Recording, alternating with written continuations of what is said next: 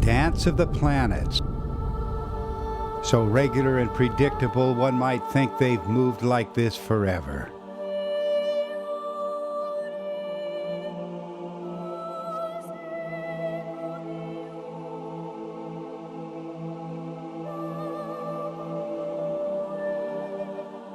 What a contrast to things claimed by the first astronomers of ancient Mesopotamia and numerous cultures that followed.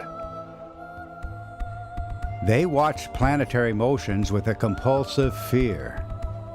Why would diligent astronomers insist that the planets were the towering gods of a prior time? Planets ruled the destiny of kings and kingdoms, and they were the agents of doomsday, the end of the world.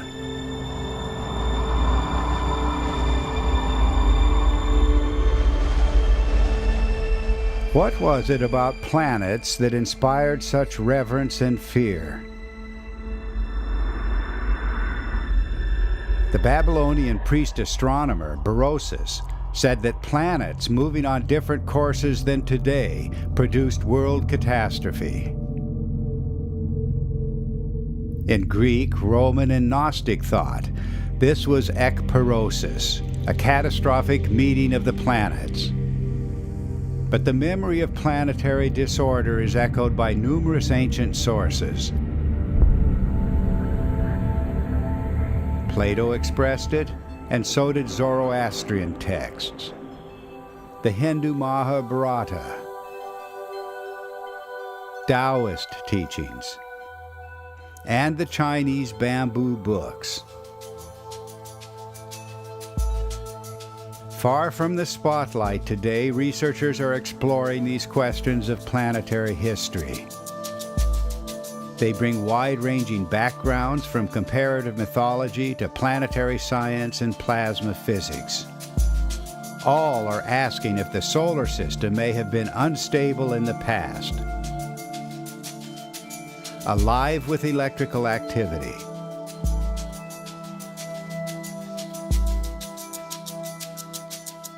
Allow this question to be asked, and the doors open to a new understanding of the past, of planetary history, and the rise of civilization itself.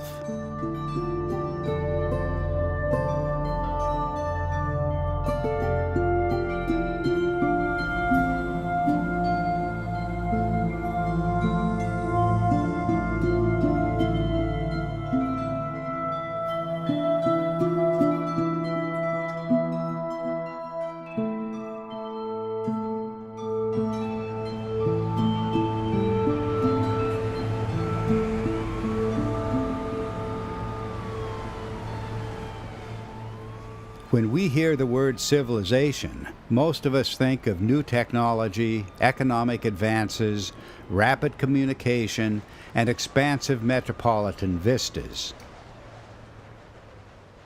But earlier civilizations are much different, and they pose a mystery yet to be resolved. Early civilizations were obsessed with the past.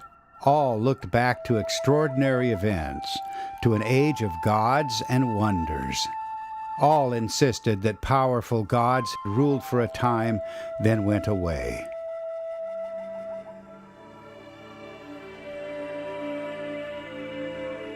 Monumental cultures arose, and the monuments themselves meant much more than a display of technical skill. A monument commemorates something collectively remembered. It was obsessive acts of remembering that shaped the early civilizations, from the cities of Egypt stretched along the Nile to those of the Fertile Crescent of Mesopotamia, from India to Southeast Asia and China, and no less so in the Americas, from the early predecessors of the Aztecs and the Maya to the archaic cultures of the Central Andes. All reveal a desperate urge to recover something lost.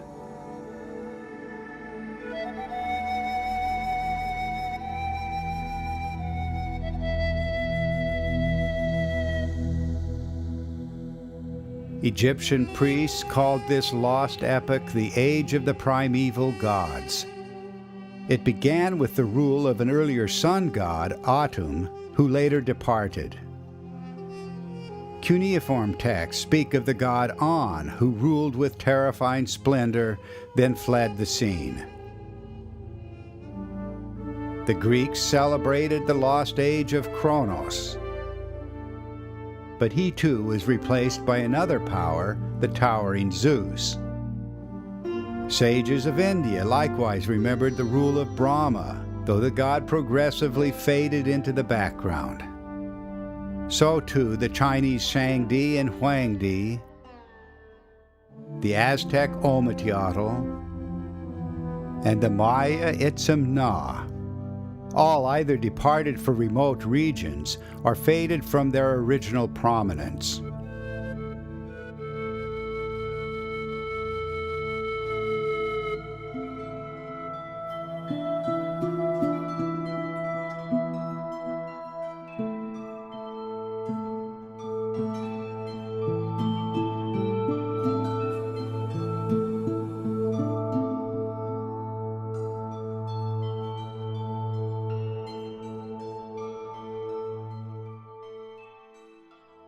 Through festivals and symbolic rites, the cultures remembered the lives of the gods. With every temple construction, every sacrifice, every harvest, every installation of a king, every royal marriage, every New Year festival, the celebrants reenacted critical turns in the lives of the gods themselves.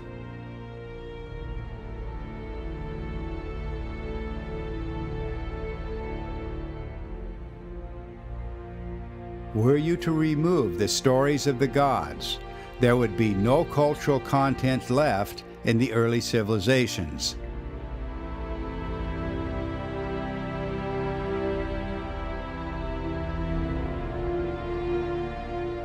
Who were the gods? And why did the early astronomers declare that the most powerful gods were planets? Here's a clue. The mythic accounts are punctuated by terror and cosmic violence. Urgent prayers and hymns reenacted the deaths or ordeals of great gods, recounting how one world age passed violently into another.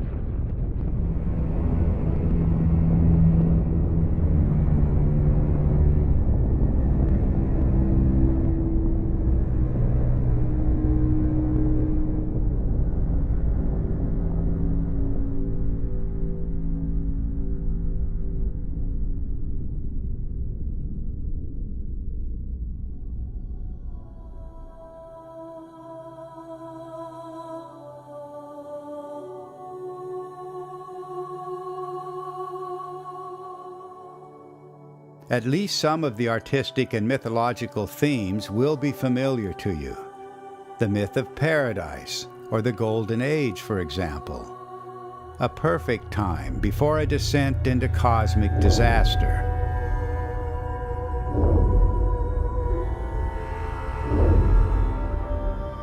An exemplary sun, revered as the king of the world, ruling before the present sun.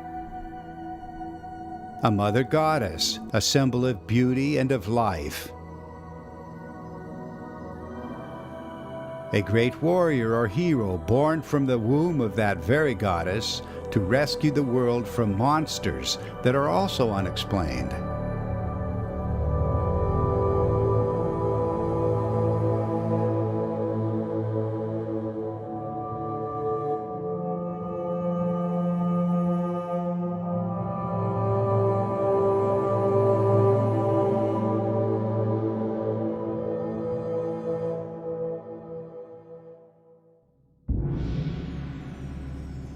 Perhaps there is no better example of an unexplained mythical theme than the serpent or dragon.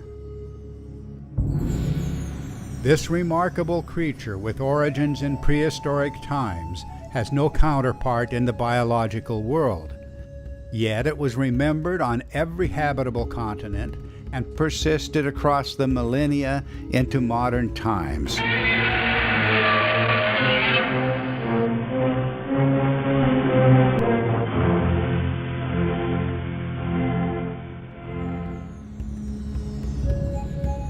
Well, we can find amusement in the comic book versions of this monster. But nothing in nature today will explain the dragon's long flowing hair, its fiery breath, its beard, its twin whiskers, its wings or effusive feathers, or its global occurrence as twins, or its global association with lightning.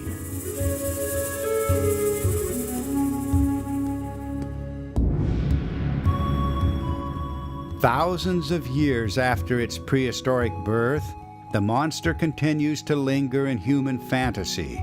It will not go away.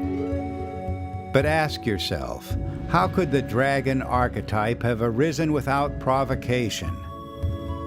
And should we not wonder if uniquely modern prejudices are the primary reason the mystery remains unsolved? With one voice, every ancient culture insisted that our world was once a much different place.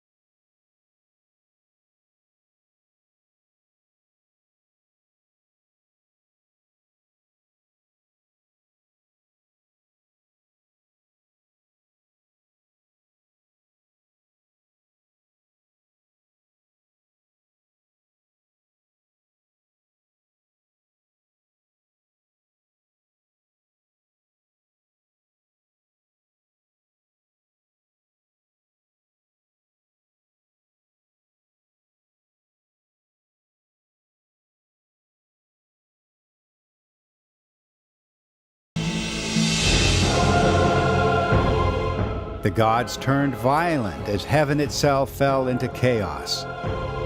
Then celestial warriors and monsters appeared to battle in the heavens, wielding weapons of thunder and fire and stone. Our challenge will be to account for this outpouring of mythic content.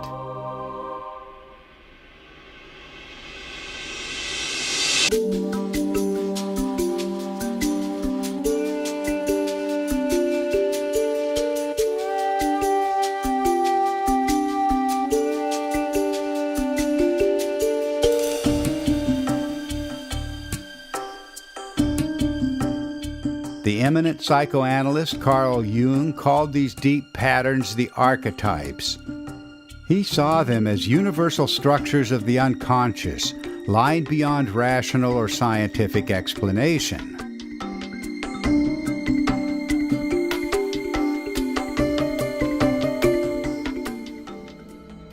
Yes, the myths seem incomprehensible to us, but the archetypes offer a pathway through the confusion. They are the points of agreement between the far-flung cultures. and this agreement rises above the carnival of confusion and contradiction.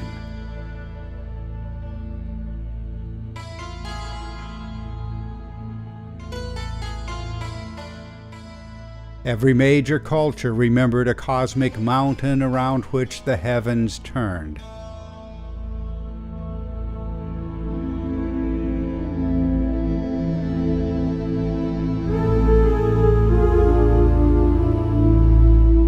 And every culture chronicled the terrible aspect of the Mother Goddess. Were there no common experience, the archetypal agreement would not even be possible.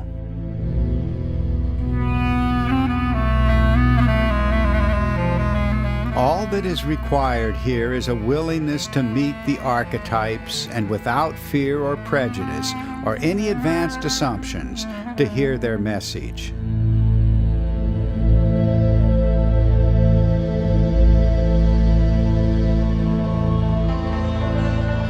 The existence of hundreds of archetypes is a fact, and it is a fact as well that no archetype speaks for natural events occurring today, not a single one.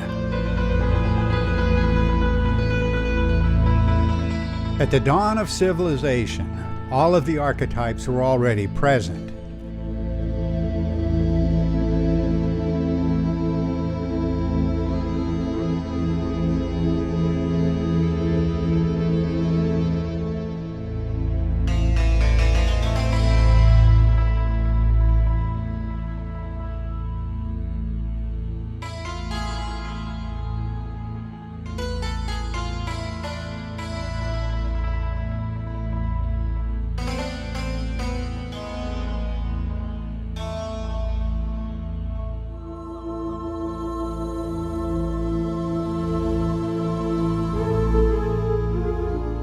Today we are fascinated by the monumental scale of the antique civilizations.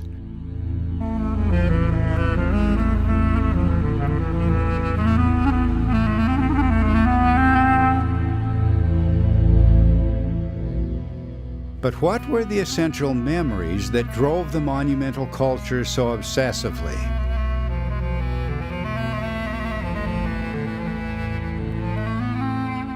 The threads of evidence trace deep into the prehistoric past, a world barely recognized, but not entirely lost.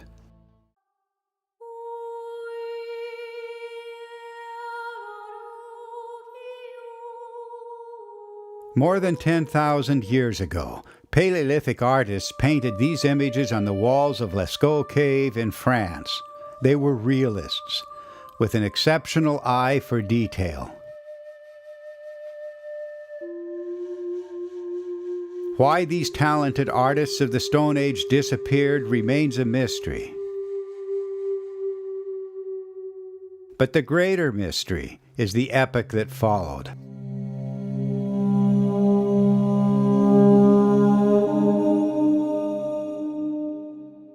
It seems that Neolithic artists lost the ability to depict nature as we know it. Accurate representations of nature are present, but the dominant style produced a carnival of ghostly creatures and absurd forms never seen in our world.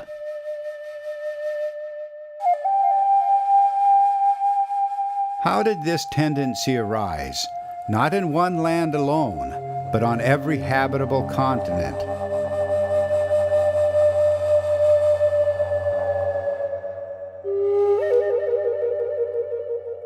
Absurd, yes, but what provoked the distinctive patterns? A stick man with no head, just a duck or other bird on his shoulders? Hundreds of variations on this theme occur in the American Southwest. But the pattern doesn't end there.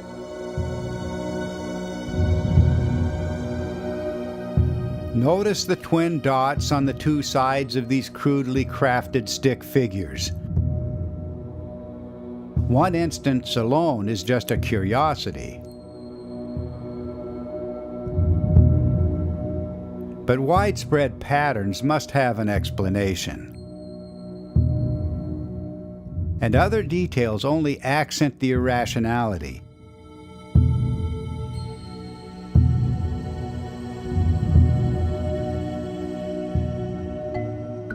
Recently, an answer to these mysteries came from outside traditional archaeology, from plasma science and laboratory experiments with electric discharge. Plasma scientist Anthony Peratt of Los Alamos Laboratories has shown that these stick forms recorded electrical events in the sky. Something like the northern lights we see today, but 1,000 times more energetic. And he matches the rock art forms precisely to the configurations taken by electric discharge in the laboratory. The rock art images are explained as sheets of intense electric current in the evolution of a plasma discharge. The central column you see in this stylized representation is the axis of the discharge. Wrapped around the axis is a torus or donut-like tubular sheet of charged particles. The observer sees through the transparent formation, champagne glass above, squashed bell shape below, so the plasma density is greatest at the limbs. Drawn in 2 dimensions, the formation matches the stick man carved globally on stone by the thousands. The 2 dots under the stick man's arms are the exceedingly bright, high-energy radiation called synchrotron radiation, emitted from the center of the torus. The current sheets continually warp as the electric discharge progresses, and this form is not uncommon. A 2-dimensional representation might look like this. Peratt's work has shown that the stick man, the duck-headed version of the American Southwest, and variations from Hawaii to Saudi Arabia, is a plasma discharge formation, a subject on which he is an acknowledged world expert. Peratt's investigation is entirely independent from our own. Thousands of rock art images have enabled a supercomputer to identify formations as seen from different positions on Earth. The fit that he has documented cannot be accidental.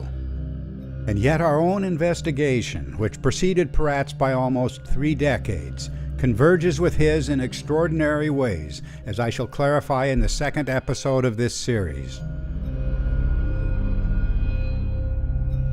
For scholars and scientists as a whole, rock art remains an unsolved mystery. For 200 years, experts have debated over the vast library of images on stone.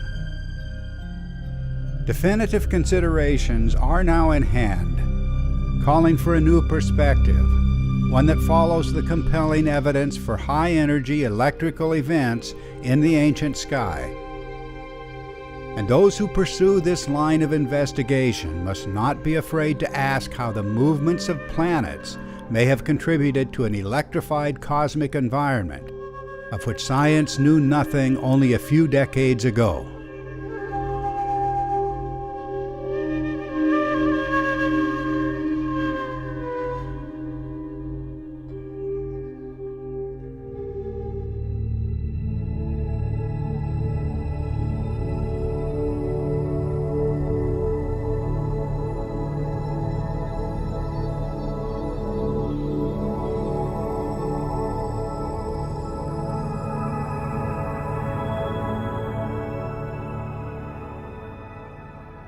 Is it possible that a fundamental mistake has crept into the sciences? Today we witness an unshakable confidence in the regularity of planetary motions.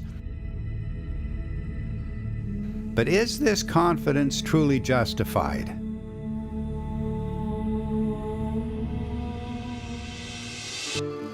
I need to take you back about 37 years. That was when the controversial theorist IMMANUEL VELIKOVSKY lit a fire for me. He was the author of the book Worlds in Collision, first published in 1950, and several other books that followed. In these books, he reinterpreted both planetary history and human history. A distinguished scholar, colleague of Albert Einstein, Velikovsky had claimed that planets formerly moved on unstable courses, and more than once a planet came close enough to Earth to cause global catastrophe.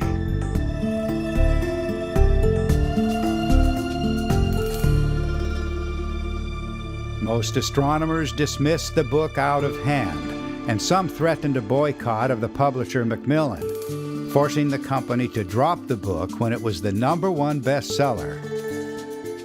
But when the space age arrived, our probes of planets and moons revealed devastated surfaces, inspiring renewed interest in Velikovsky's claims.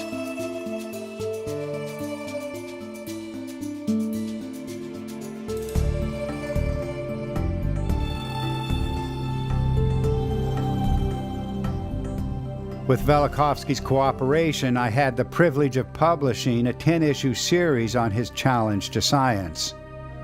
Velikovsky said that cosmic catastrophe left its marks on the now peaceful planets, our Earth included. He said that the planet Venus appeared in the sky as a comet, and that its near collision with the Earth decimated early civilizations.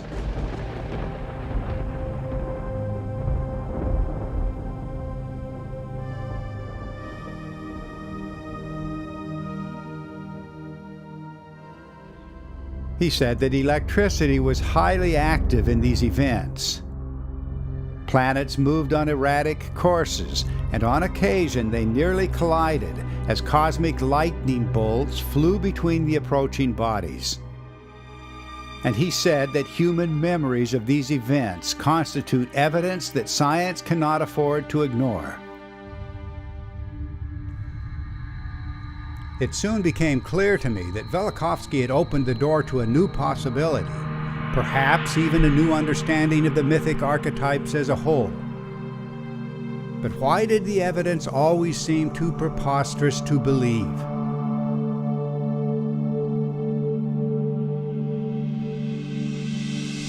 Why did all of the archaic cultures stake everything on memories of the gods as towering bodies in a former sky?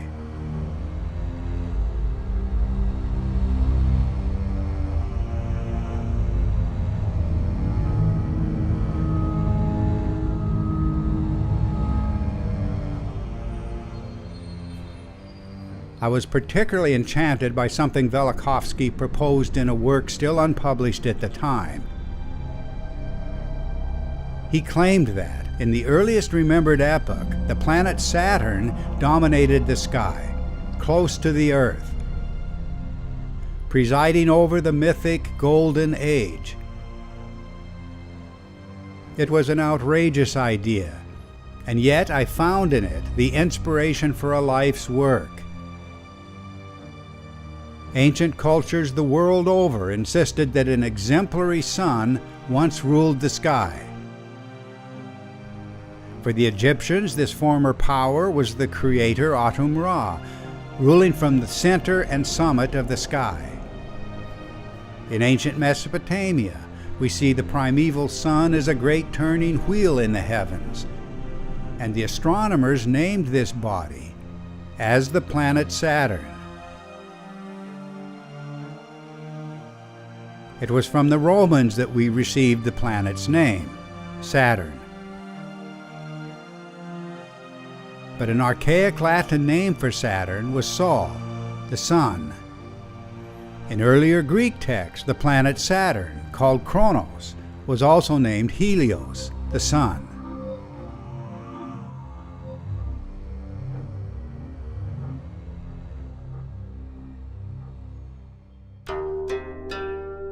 Even the alchemists preserved this preposterous identity. They called Saturn the best sun.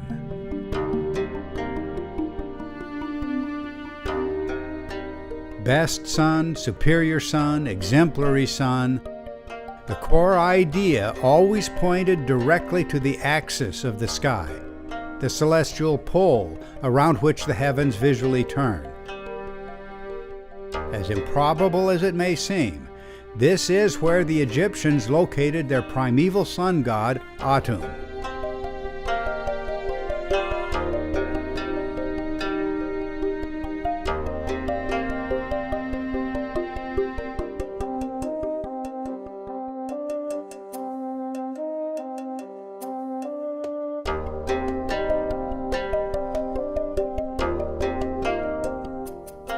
This motionless spot in the heavens is precisely where later astronomical traditions from Greece to Persia and China all claimed that Saturn had ruled the world, a contradiction of every principle we take for granted today.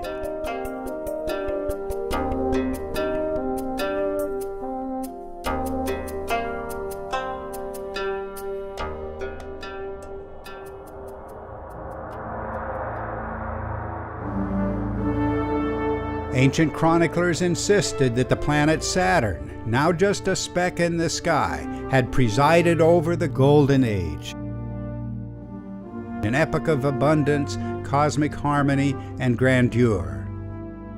The archaic name of Italy was Saturnia, and tradition held that this very name was given to the original site of Rome.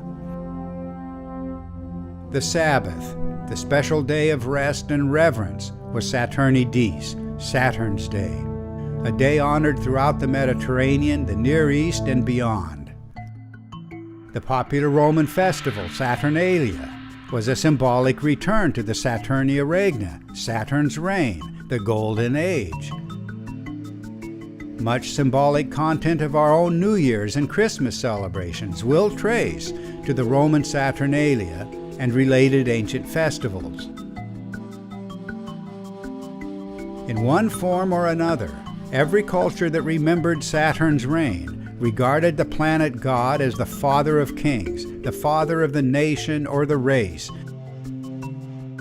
Ancient traditions identified the Ugaritic and Hebrew El as Saturn, and it was said that the Israelites once saw themselves as Saturn's children.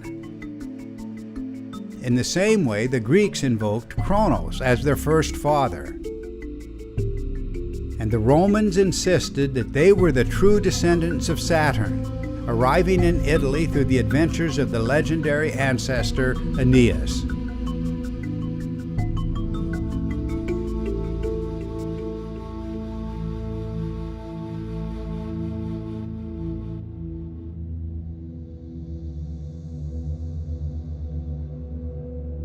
But there was a dark side to Saturn, reflecting the catastrophic end of the Golden Age. This was when, in the words of Manilius, Saturn, the first father, fell to the opposite end of the world axis. This sudden onset of chaos, when heaven itself seemed to fall out of control, has haunted civilizations across the millennia, erupting as doomsday anxiety, the fear that what happened once will happen again. It's almost impossible to believe that ancient people sacrificed their own children, either symbolically or literally, to the planet god Saturn. Saturn was remembered as the devourer of his own children, and as Moloch, demanding sacrifice, and as El, or the Elohim, commanding Abraham to sacrifice his own son, Isaac.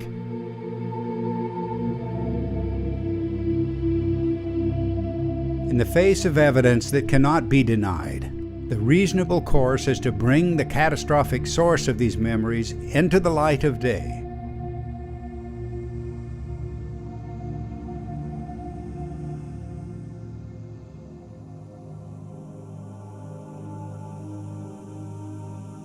My book, The Saturn Myth, published by Doubleday in 1980, began the reconstruction of a spectacular formation formerly seen in the sky, a gathering of planets looming immense above the ancient witnesses.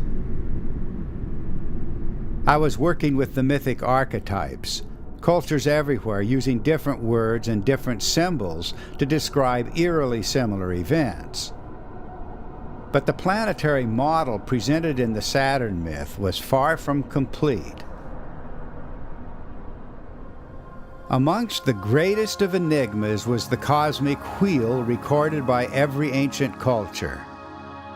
Images of a wheel in the sky carved on stone are older than civilization itself. Many archaeologists see these wheels as an imagined vehicle of the sun rolling across the sky. But in its most common form, the cosmic wheel doesn't go anywhere. Often it rests on a stationary pillar, or atop a stairway, or ladder, or is turned by a rope while resting on an altar or table. And the spokes of the wheel are not functional as such. They are fluid and etheric.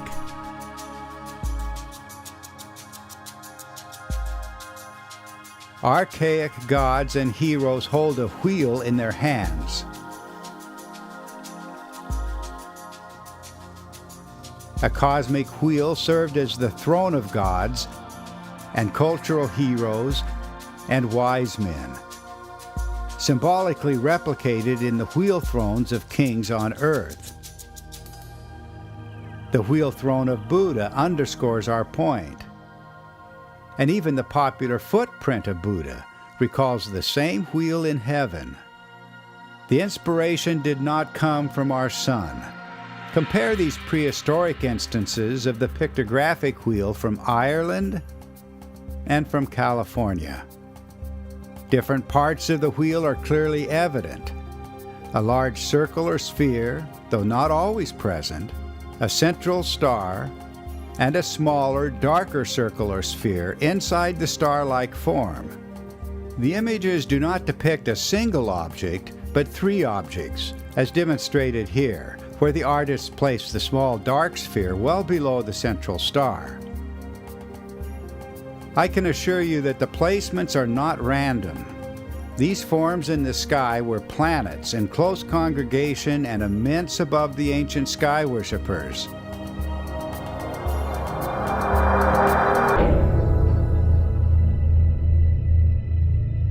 The stories begin with the appearance of this celestial formation, heaven, when heaven was close to the earth. The original unity of the sky formed by the Great Conjunction, when a straight line or arrow could pierce the hearts of the gathered powers. The motionless, superior sun, ruling before the present sun.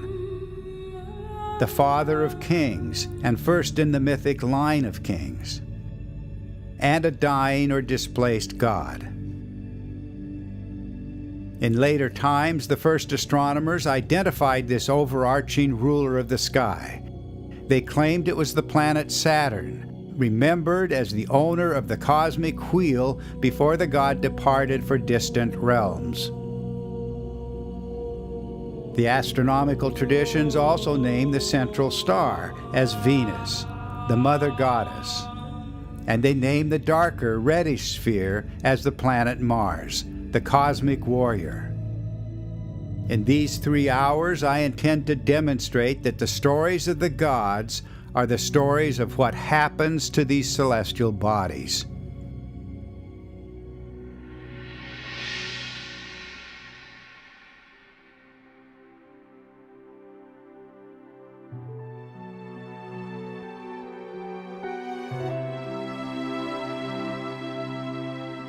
You're looking at reconstructed images of a formation in the heavens just a few thousand years ago. The configuration evolved through many phases, evoking reverence and awe, a model for kings and kingdoms for thousands of years. Great temples and cities, and sacred mountains all pointed back to the mythic age of gods and wonders.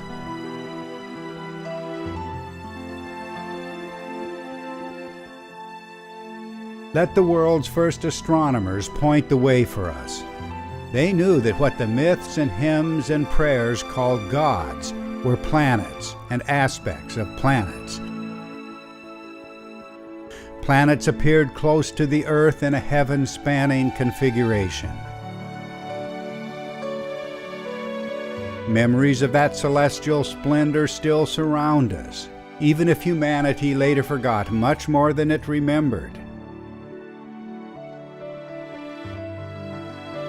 Reconnecting with our forgotten past will be essential for our own cultural integrity, essential for the study of human consciousness, and essential for all of the sciences.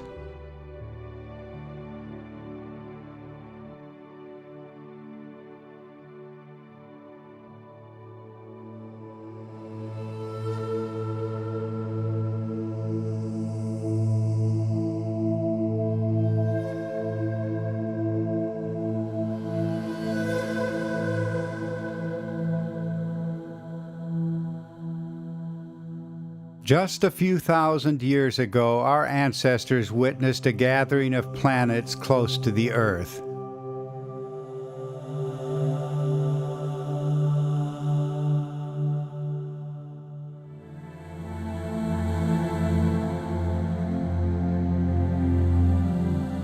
An explosion of human imagination occurred, an outpouring of mythology and symbolism that defined cultures for thousands of years, long after the celestial provocation itself was forgotten.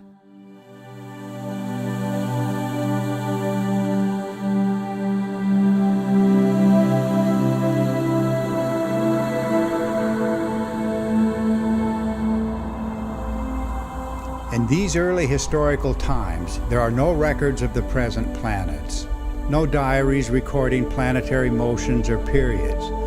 Planets as we know them today did not exist. These were the gods, awe-inspiring, and at times capricious and terrifying.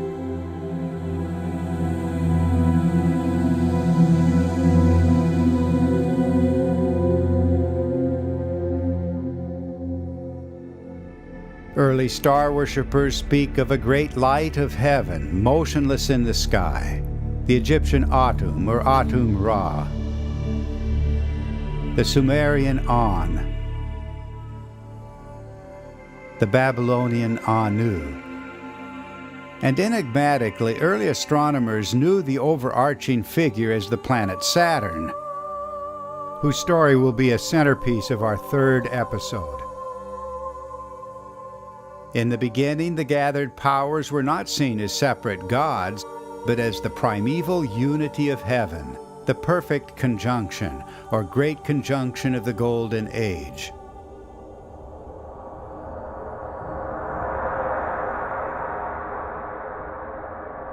A massive sphere hung in the sky, and in its center stood a radiant star surrounded by explosive streamers.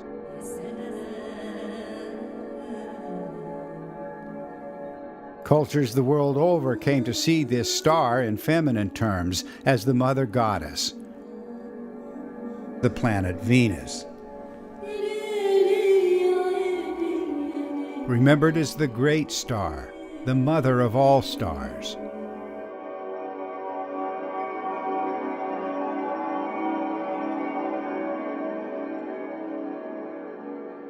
This was the central eye, heart, and soul of the primeval sun, his animating life, power, and glory, and much more.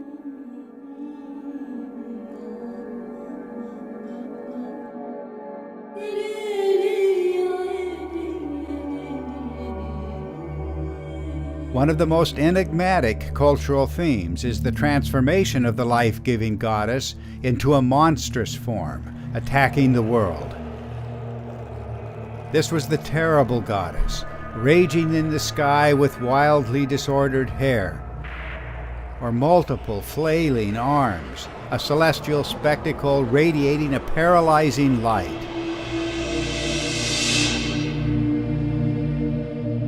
When instability and displacement occurred, the streamers discharging from Venus grew chaotic, giving the planet a frightful countenance.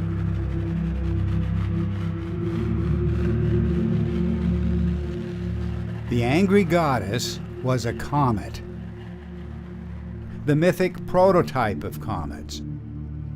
Immanuel VELIKOVSKY's great comet, the planet Venus.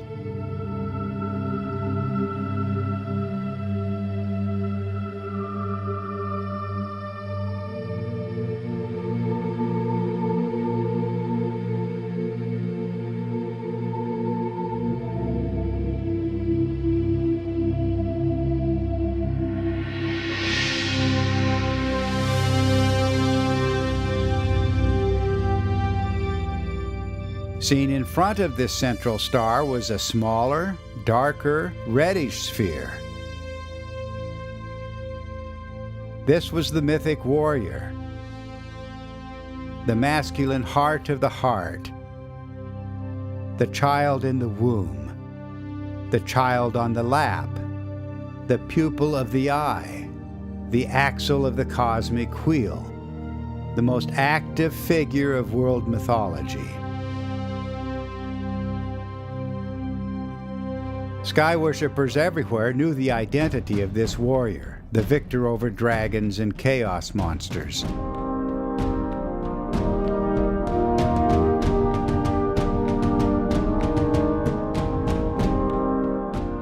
This global identity of Mars as the greatest of warriors shouts to us an unrecognized history.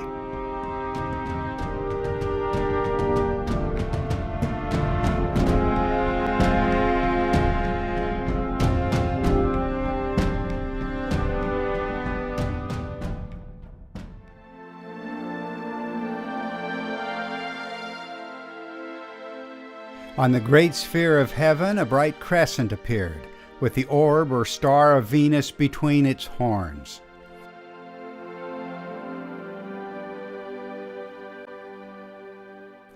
Things never seen in our sky were once revered around the world.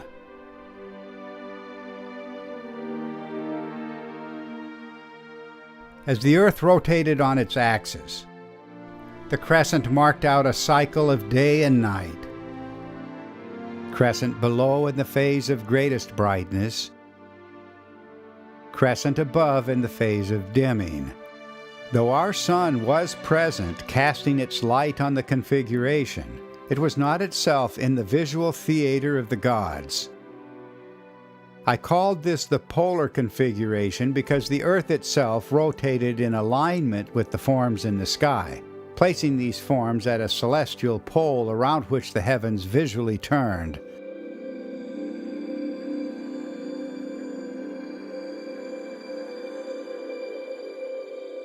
The configuration evolved through numerous phases. The number of streamers changed repeatedly, as did their observed form. Every change in relative position produced dramatic changes in the appearance of the configuration.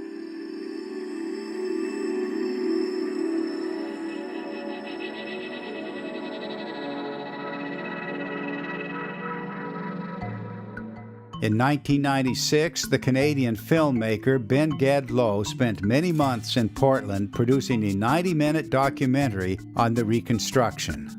At that time, many dynamic issues were largely unresolved. But later that year, the Australian physicist Wallace Thornhill flew to Portland for a 30-day visit. He convinced me that the forms I'd reconstructed were electrical. They were plasma discharge streamers stretching between planets. He explained that in a radial electric discharge, both the number of streamers and their concrete form will change with the intensity of the discharge. The whirling forms I'd reconstructed and the common symmetry, which I'd often laughed about, did indeed have a physical explanation. At the time of his visit, Wal Thornhill had devoted more than 25 years to exploring what he called the electric universe. His work follows in the traditions of the electrical and plasma science pioneers, who showed that electricity plays a major role in space. that galaxies, stars, and planets are formed electrically, that comets with their bright tails move through an electric field of the sun. His electrical interpretation extended to the origin of bizarre landscapes on planets and moons, now explained by the well-tested principles of electrical arcing. In an electric solar system, if two planets or moons approach each other from regions of different potential, electric discharge will occur, producing plasma formations stretching between the approaching bodies. Plasma laboratory experiments can tell us what the formations might look like.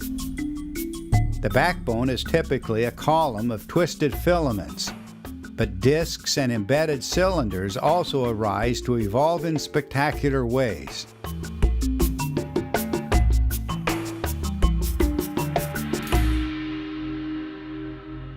The counterpart to such formations can be seen in ancient depictions of the Cosmic Thunderbolt.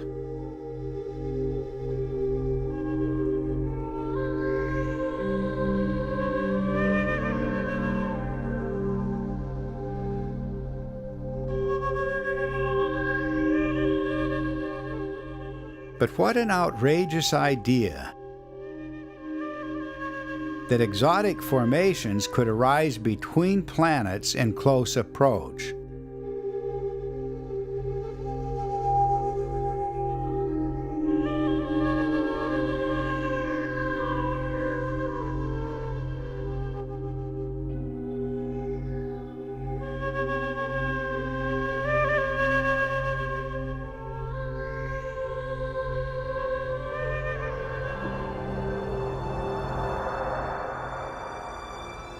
What then was the relationship of the Cosmic Thunderbolt to the magical swords, arrows, clubs, and spears of the great warrior gods? With a stunning accord, ancient languages identify these weapons as special forms of the Cosmic Thunderbolt. Scholars have already identified the sword and arrows of Apollo, the spear of Zeus, the trident of Poseidon, as aspects of the divine thunderbolt. The same linkage occurs with the Greek Ares, the Latin Mars, whose sword was his identity.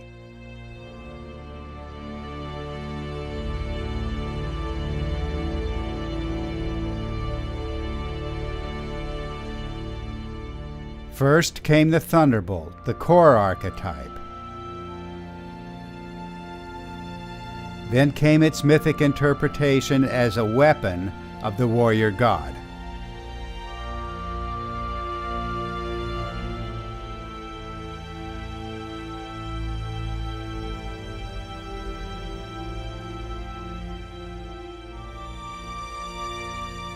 Placed in the hands of the gods, the Cosmic Thunderbolt provides a bridge for us, joining the mythic world to the leading edge of plasma science.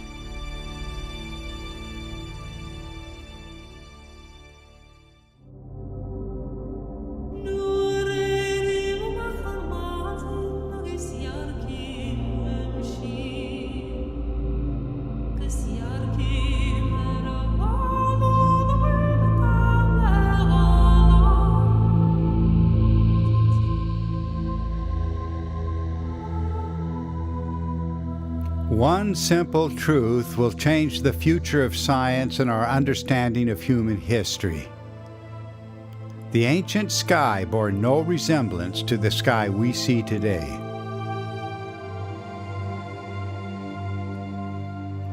Above human witnesses, planetary formations hovered close to the Earth.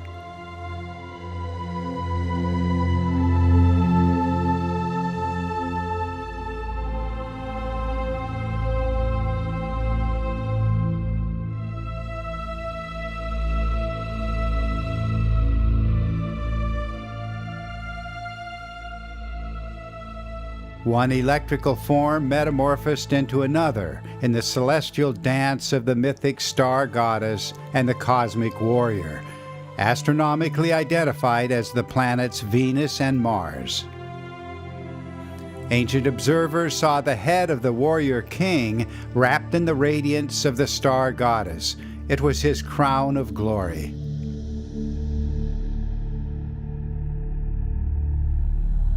And it was the warrior's magical protection, worn as a helmet or crest, but much more. The dancing Aztec god wore the rays of Venus as a crest, but also held the so-called half-star of Venus in an outstretched hand. And he even wore this protective radiance as his skirt. The theme is universal. The warrior's armor was the radiance of the great star, and that is the explanation for the unexplained radiant crown of kings.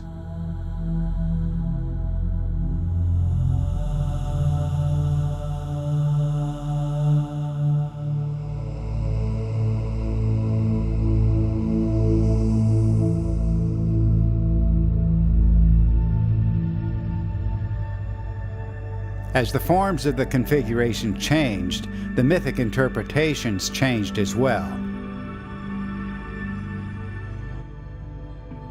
In pictures and words, the ancient chroniclers recounted the cosmic conjunction of the goddess and the warrior. The goddess was the eye, and the warrior was the pupil of the eye.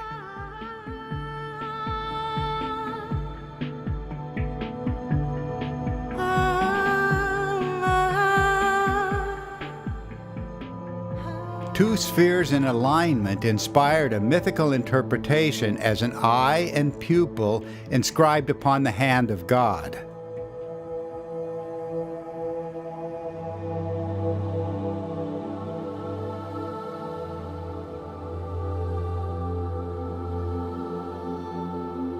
The 5 fingers of the hand were the visible aspects of an 8-spoked wheel in a different phase. Buddhist symbolists knew that the hand bore a secret relationship to the 8-spoked Dharma wheel. Buddha was the motionless axle of the wheel. Enthroned upon the hand of heaven, he was surrounded and protected by the celestial fire of the gods.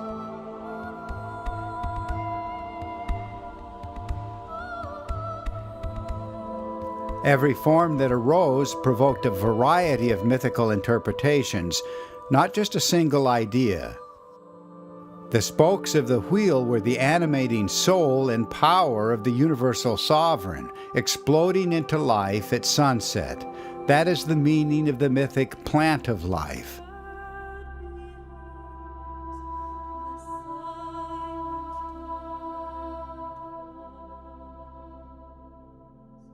Things seen in the sky provoked hundreds of imaginative images, and not one speaks for events in the heavens today, not a single one. Even when the concrete form of the cosmic original was forgotten, the imaginative idea persisted for thousands of years. Innumerable concrete details will not allow us to just make up explanations for the myths and symbols.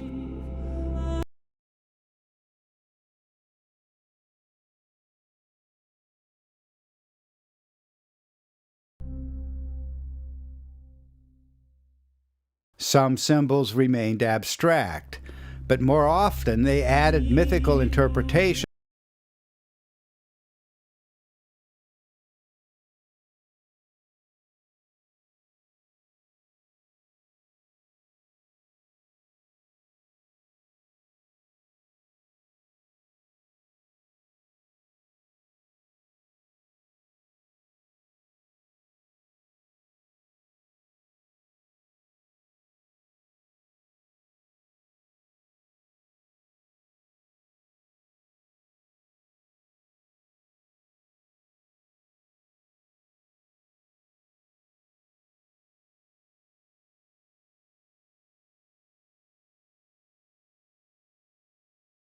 Rebirth, the warrior god emerged from the radiant flower.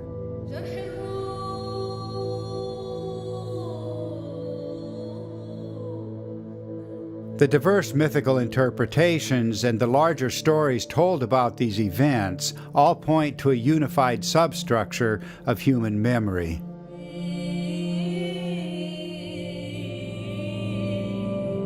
A great wheel turned in the heavens, and it was remembered around the world.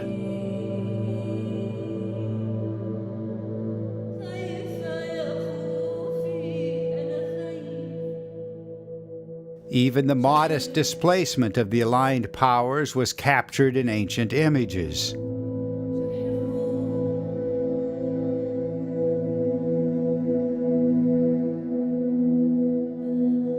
Why was the Egyptian goddess identified as the headdress of the warrior king?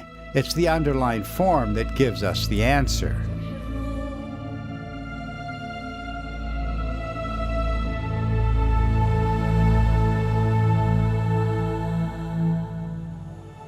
A primeval sun ruled the world, shining most brightly in the night sky. A crescent came to adorn this primeval sun, and it certainly was not our moon. The great star of Venus rested between its horns, and visually seated within the star was the planet Mars. A luminous stream appeared to descend from Mars, the first form of the Cosmic Thunderbolt.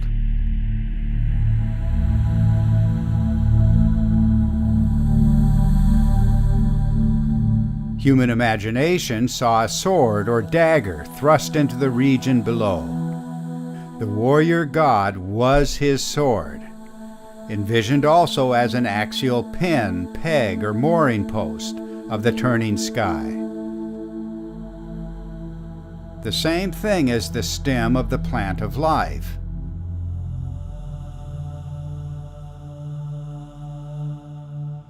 And the pillar-like lower limbs of the goddess.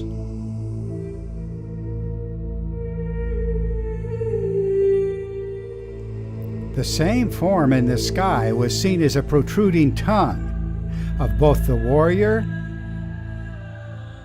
and the angry goddess.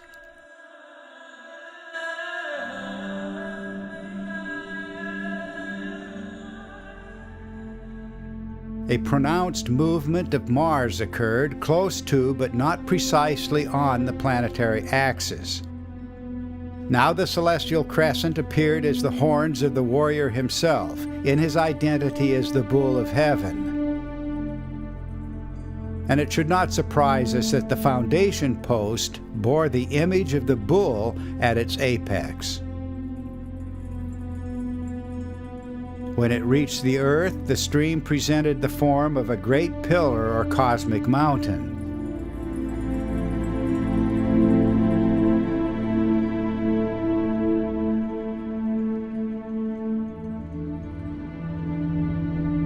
Perhaps it is too much to believe that the famous bull of heaven was just a pillar and shining horns.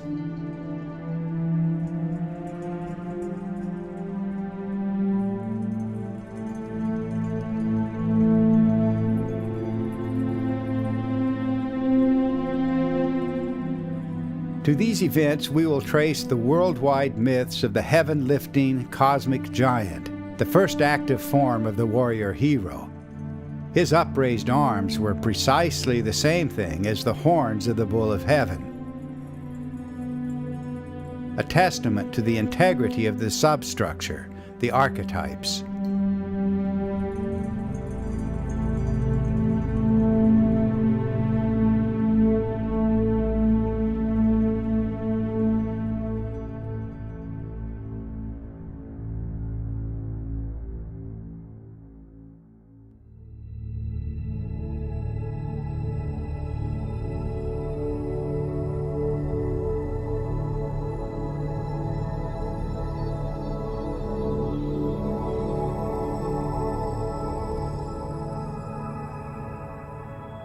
In some phases with the movement of Mars, dust and electrified plasma streaming between Mars and Venus became visible to terrestrial observers.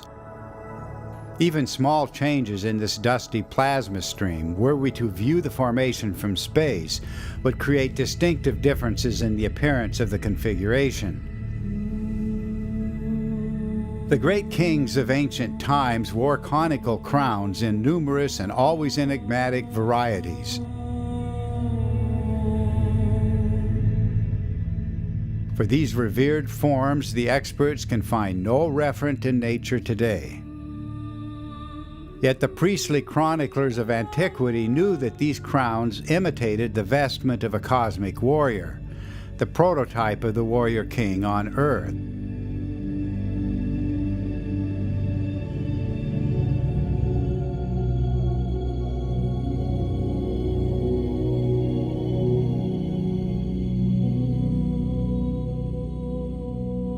With progressive instability and displacement from the axis, the stream joining Mars and Venus spiraled outward.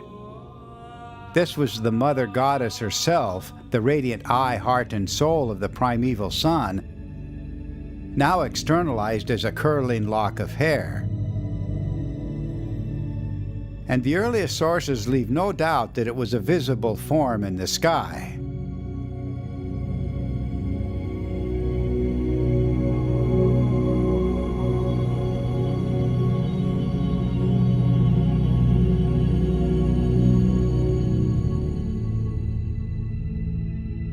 The sidelock of the warrior king mimicked that of his predecessor, the cosmic warrior.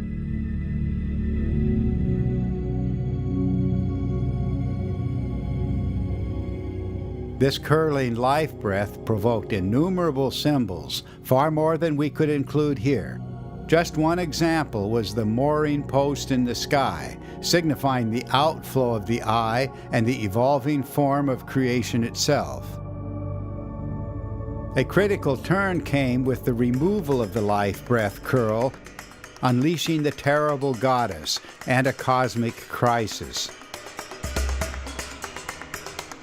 In his rage, the Hindu Shiva tore out a lock of his hair, from which arose his own dark aspect, the monster Virabhadra, and close by the terrifying form of the angry goddess, whom we recognize as the comet Venus.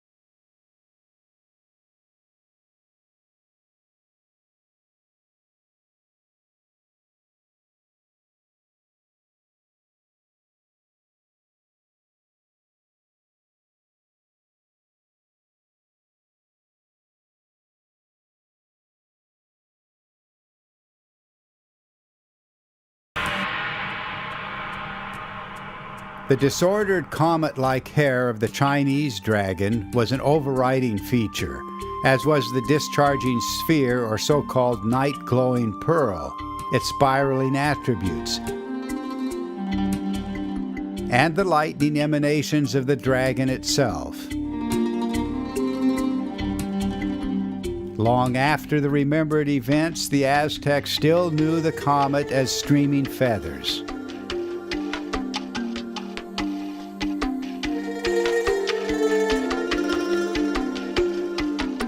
They knew the connection of the comet to a cosmic serpent.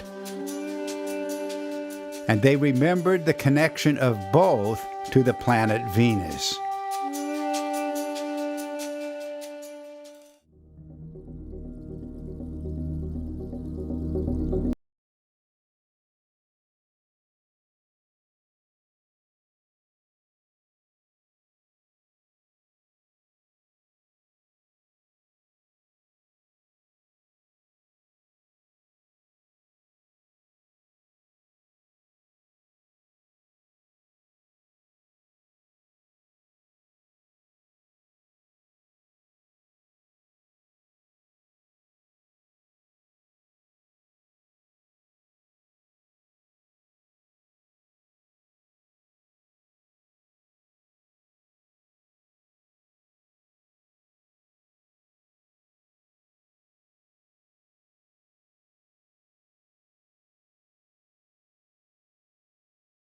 The evolving forms noted here are provable phases in the biography of the Mother Goddess, largely ignored but confirmed at the level of concrete detail in the early cultures.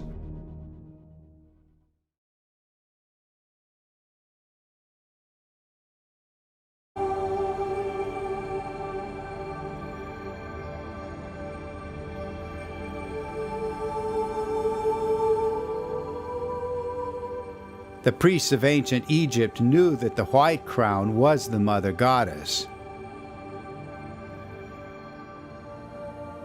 They knew that the life-breath curl and the revolving lock of hair were the same goddess.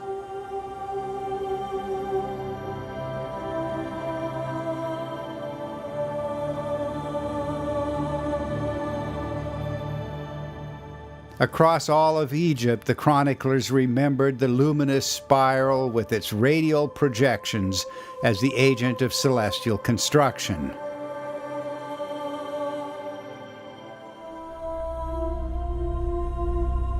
From north to south, they described the goddess, originally the Eye of Ra, taking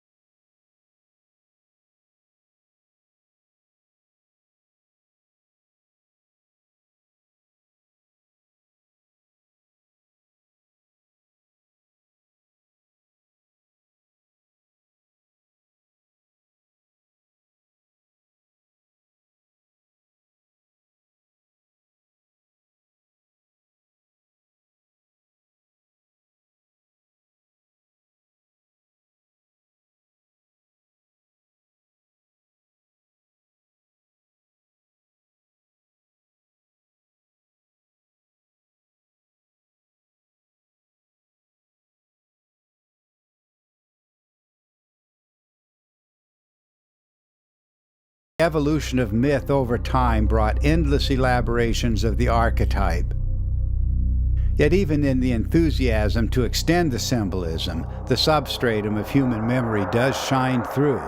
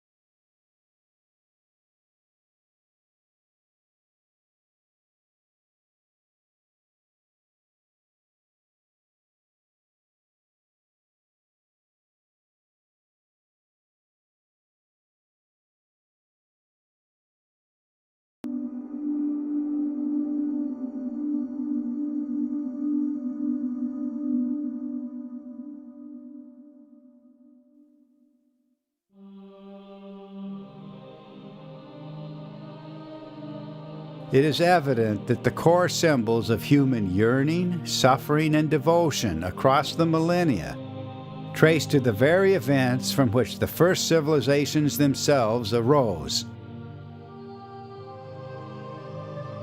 Now the question must be asked: if the great mythic archetypes are explained by events unknown to our world.